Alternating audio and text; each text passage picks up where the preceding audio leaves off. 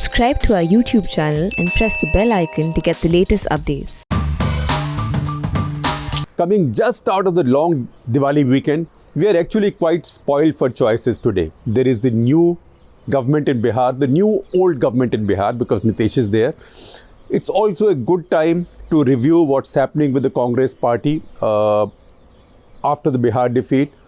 Also, we could have looked at RCEP, the big new Asian trade alliance that India has chosen to stay out of. But we are now stepping away from all this and looking at something really unconventional, something that is not really in the headlines today, but which I think is quite fascinating and important, or let me say fascinatingly important.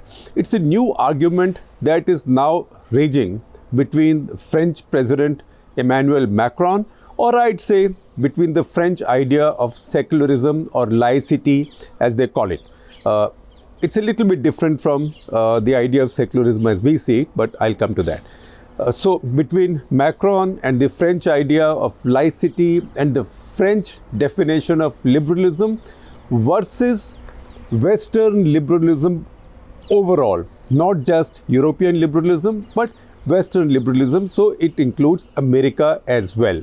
Now, this has happened because in the Western media, and I'm not taking one publication, but any major Western publication that you pick, from Financial Times to New York Times to Washington Post to Politico, everybody, they've all been writing stuff critical of France and its idea of aggressive secularism. In fact, a term that's now being used is radical secularism.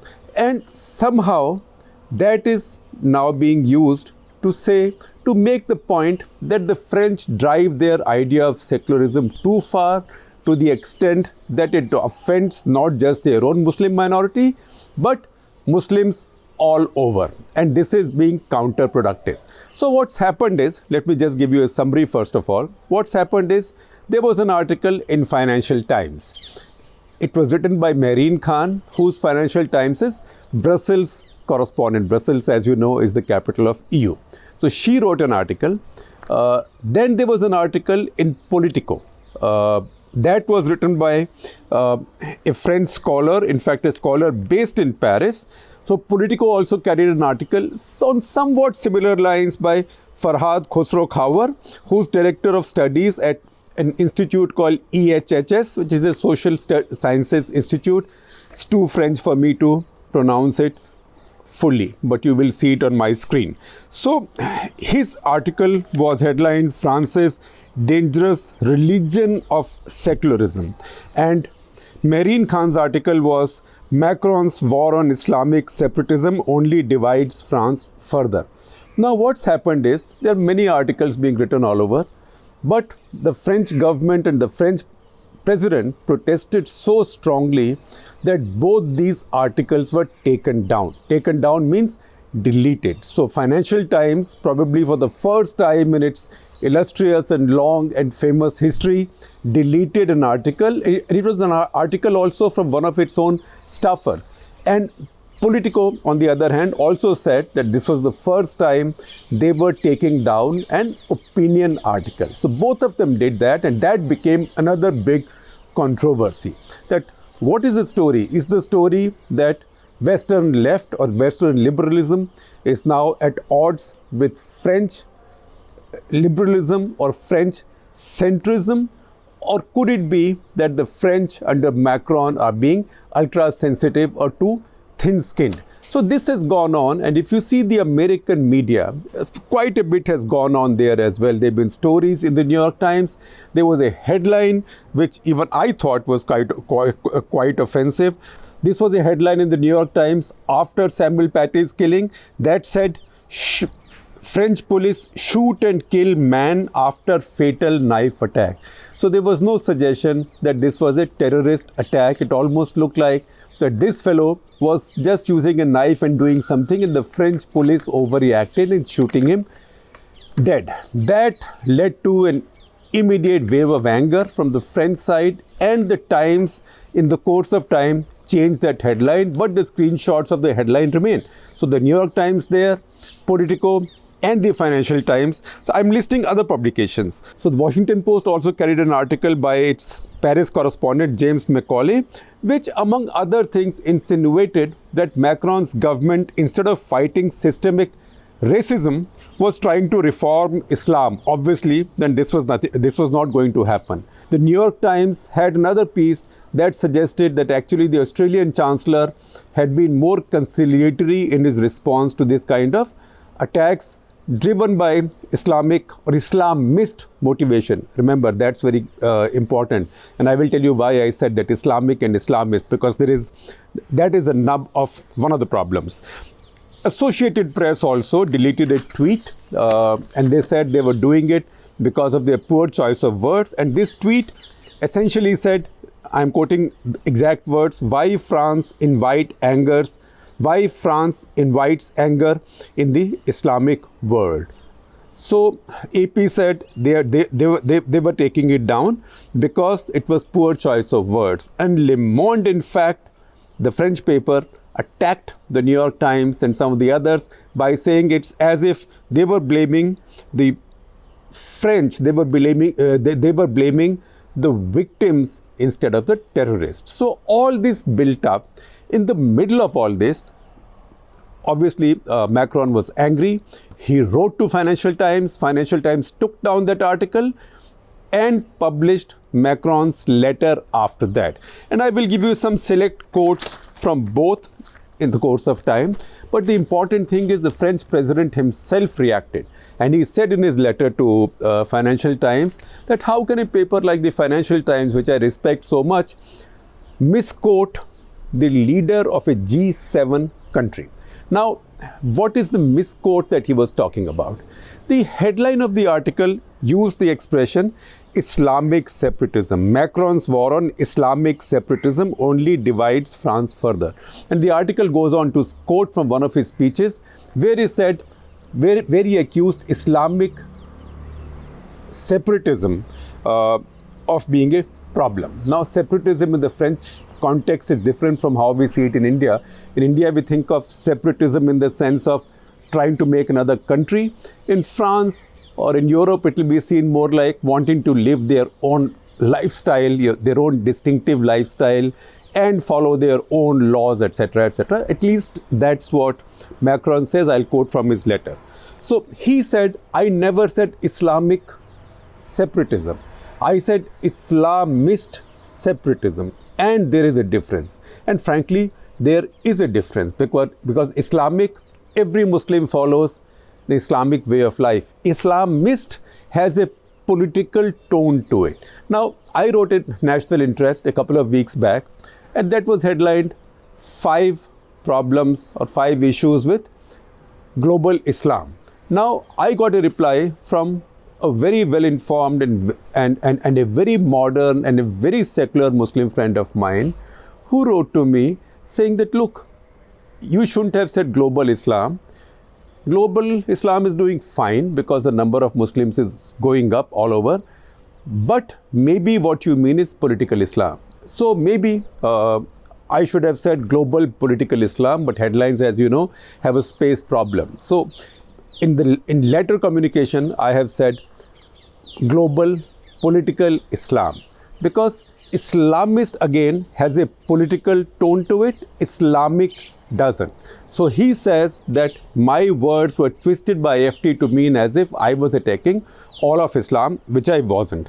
Now I'll give you a couple of quotes from Mehreen Khan's article, which was taken down, and we will be sharing many of these links with you because these days anything you take down is guaranteed to show up somewhere else. Even the tweet that the AP deleted, or even the headline that the New York Times changed, all those are available now in screenshots. That's the modern digital world now. So Mehreen Khan argues that Europe's Muslims don't need the government's writ to make their Islam French or British or German, which means they don't need their governments to order them, to tell them how to make their Islam fit into their nationalism. In a way, I'm oversimplifying it, but essentially that unless you do all this, you are not British enough, or you are not French enough, or you are not German enough. This takes us back to pan-Islamism, etc., about the national identity versus religious identity, which is an old debate, so let's not go there now. Then she says, all over Europe, Muslims are being asked to prove their loyalty to the state and its values. So far, so good. But then she says, but in France, they are asked to do so while hiding visible signs of their religion for fear of offending the state. Now, that's a very important point that she's making. And then she goes on to say, they are admonished for not condemning terrorism loudly enough and expected to bear collective responsibility for nihilistic crimes. I heard this word nihilistic in my teens, but this has now come back in our lives. And expected to bear collective responsibility for nihilistic crimes, which in the case of recent attacks were carried out by foreigners. So this was the other thing she said. Now this article was taken down, and Macron was so offended that he wrote a letter against it by himself, and that was published. I'll quote from that, but in just a minute. Now the other article which Politico took down, and Politico said that they took it down. In fact, Politico Europe's editor said that they took it down because it did not meet their editorial standards. The first article, opinion article that they've taken down in their history by Farhad Khosrokhavar. Khosrokhavar almost sounds like an Iranian origin name. France actually has quite a large Iranian expatriate or naturalized population. Now, he says in that article, and we are sharing this original article also with you, he says France's extreme form of secularism and its adherence to blasphemy. Adherence to blasphemy means the French liberalism and secularism says, look, we are so secular because laicity is separating the state from all affairs of the religion. That is different from the definition of secularism in India. In India, the definition of secularism is the state shall not favor any religion, etc., etc., etc. It will treat all citizens as equal. In France, it's a very aggressive definition, which means the state has nothing to do with any religion at all. So if anybody wants to insult a religion also, it's a problem between them. The state shall not intervene. The state shall enforce the laws as they exist.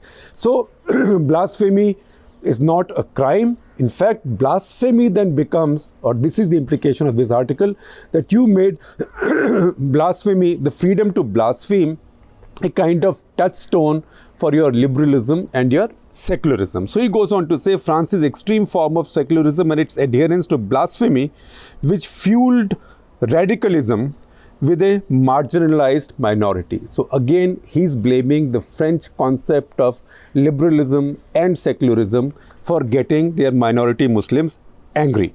And then he goes on to say this duo, radical secularism, mark his words, this duo, radical secularism and religious radicalism. So there is an equivalence here between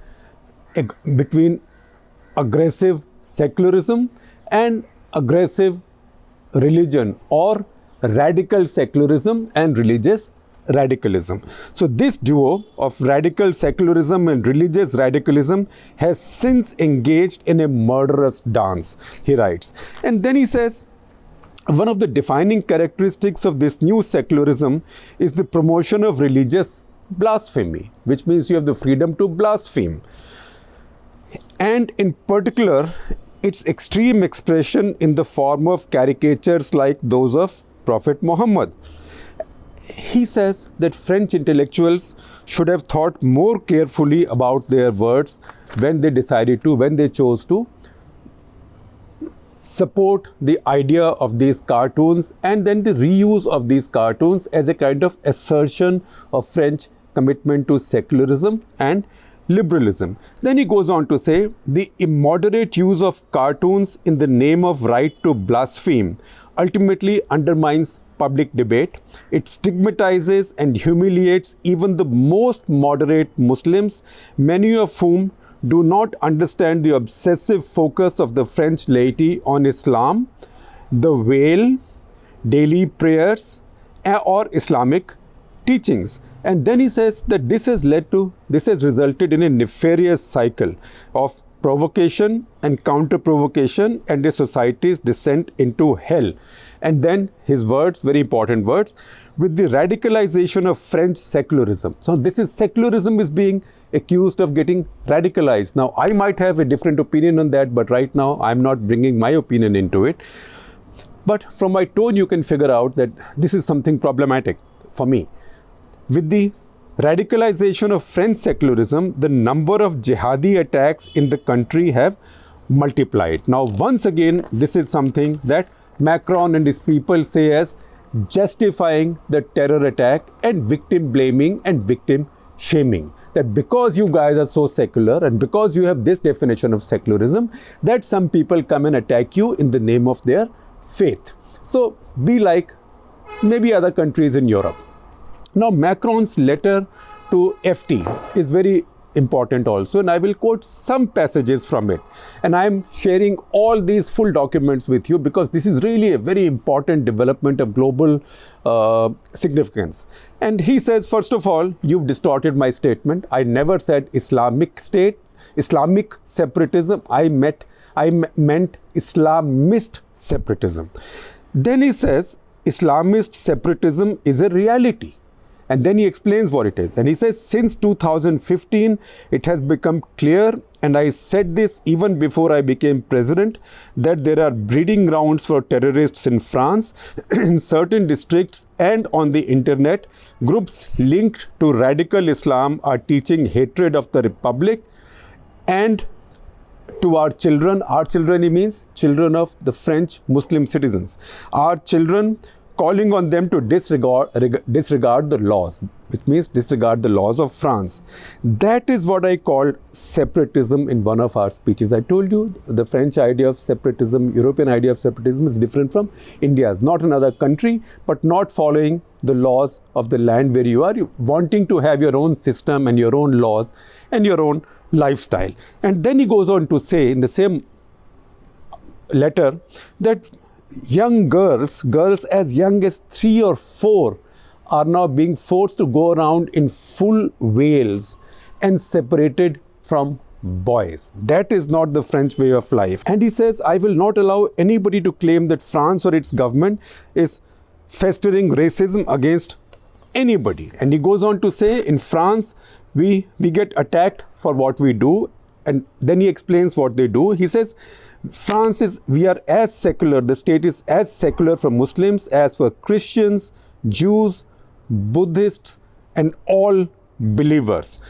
We have complete neutrality, he says. And he says the French neutrality means a guarantee of freedom of worship. It doesn't mean people who follow one religion cannot say something about another religion that may find offensive. The state will not intervene in that, and the state's laws will then say you can't use violence, etc., etc., etc. So there is no justification for violence. So he's written this very strong letter, and then he goes on to say it's nuts, my words, it's nuts to think that France is against Islam. France has drawn so much from Islam, and he goes on to say our math, our science, our architecture draw so much from Islam and our Islamic connection. Now that done, something very important happens, and that's what caught my eye. So we got onto this as a subject for today's Cut the Clutter. Now, Ben Smith is a very fine media correspondent with the New York Times now. And remember, we have talked about his articles in the past, also on some internal issues in the New York Times of liberal woke versus some of those seen as conservatives on NYT's op-ed pages. So he gets a call from Macron, who complains to him that the Anglo-American media, as he's been English language and American media, are targeting France and not understanding France and being unfair to France. That phone call has turned into an interview-based article, which again we are sharing with you. But in that article, Ben Smith points out that, look, the truth is that since 2015, and Macron underlines this for him, since 2015, more than 250 people have been killed in France by terrorists in the name of Islam. This is more than in any other democracy in the world. Then he says, how can you call us, Macron is complaining with him, how can you call us racist and Islamophobic? You do not understand our concept of laicity, which is the French concept of secularism, and also you don't understand the global threat of Islamic jihad. And he says, by focusing too much on our kind of secularism and by trying to blame us, you are overlooking the threat of global jihad. And then there is further discussion in detail on all of this. And I'd suggest that you read this article in detail, because you can see that Macron is opening his heart out. It's also wonderful, it's very heartening that the president of a G7 state calls the media correspondent of a big international newspaper and opens out to it, unlike Donald Trump, who says it's a failed, bankrupted newspaper. And then he says to Ben Smith that you Americans, and he's also addressing left intellectuals or left socialist intellectuals all over the Western world, you don't understand our view of our society, because we don't believe in multiculturalism as you do in America.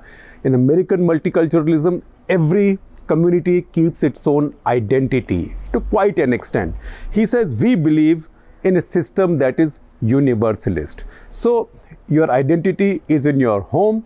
The state does not recognize your distinct identity. And that is how cut and dried, or how, I'd say, how clinical the French view of secularism is. So in a sense, you see quite a sizable argument between the Western left, the Western liberal left, and France's unique centrist leader. So while for a while the Western socialist left or liberal left was quite upset that a centrist came to power, he was also seen as somebody who kept Marine Le Pen of the extreme right, Islamophobic extreme right, out of power.